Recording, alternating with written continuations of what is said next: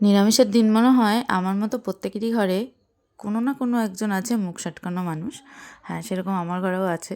তবে হ্যাঁ, এই শীতকালে একটাই শর্টকাট পদ্ধতি, সেটা হলো আলু ফুলকপির রসা।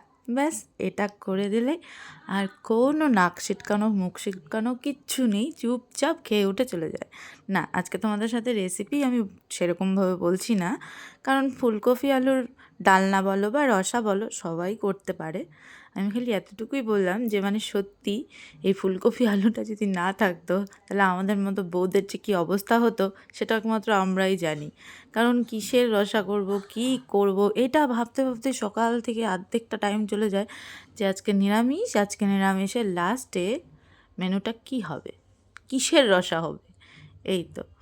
তো যাই হোক, আমি তো এটাই বেশিরভাগ করি, এই ফুলকপি আলুর রসা।